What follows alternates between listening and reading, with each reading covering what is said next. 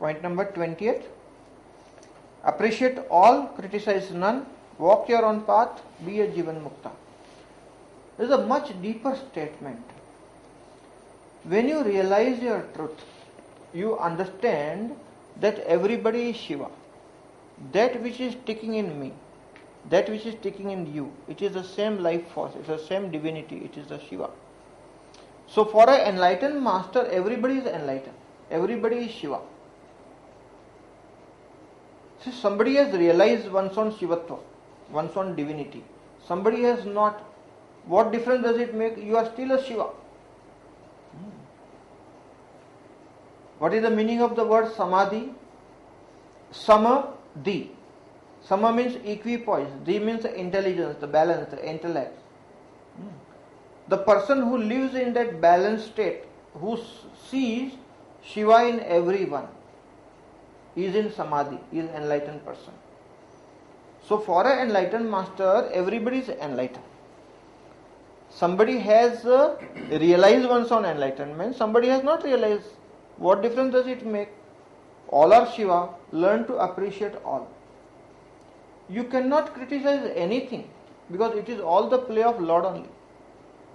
In Sansara also Shivatva is there. Everywhere Shiva is there. Inside, outside, everywhere. So what is to be criticized? Nothing. Existence is whole and complete and perfect the way it is. So what is to be criticized? There is nothing to be criticized. It is a much deeper statement. Learn to appreciate the whole existence, including all the things and beings and the situation the way it is. Why? Because the existence is whole, complete and perfect in each moment the way it is. Learn to appreciate that.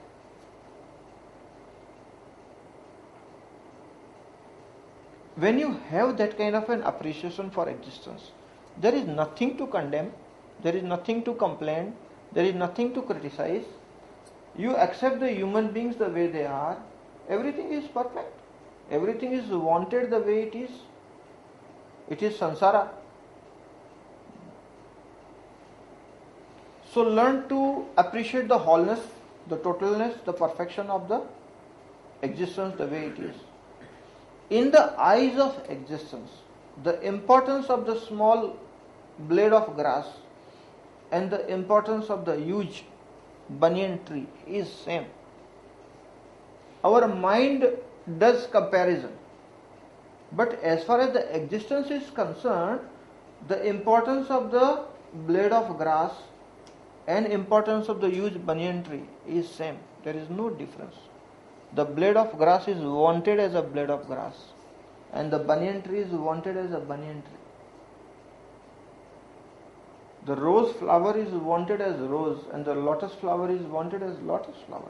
There is no comparison in existence. It's only the human mind that gets into the trap of comparison and spoils the show and becomes unhappy.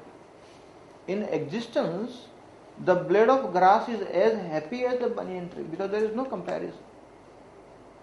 If you have that samadhi, equipoise, balanced understanding, and you are always operating out of that balanced understanding, you will understand the beauty of existence, the completeness of existence, and learn to accept everything as it is. That is the appreciation aspect of existence. So learn to appreciate all, everything, all things, beings, situations the way they are. Criticize none because there is nothing. Everywhere only Shiva. Walk your own path and be a Jivan Mukta. Total annihilation of ego. So the energy is not trapped. Energy is trapped in the ego attachments. When it is gone, energy is free flowing. The free flowing energy is mukta, is free. You are living in freedom. That is what is the meaning of the word Jivan Mukta. Life energy is not trapped in attachment. False attachment is the ego. So when the total annihilation of the ego happens, the energy becomes free flowing. Energy is in freedom. That is called Jivan Mukta, the life energy in freedom. Living in freedom. That is the meaning of the term Jivan Mukta. Enlightened master lives in samsara.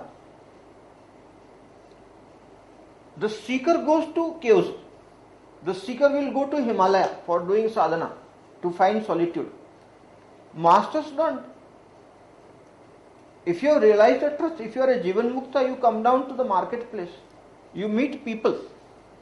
You share, enjoy. But you don't take the touch of the samsara.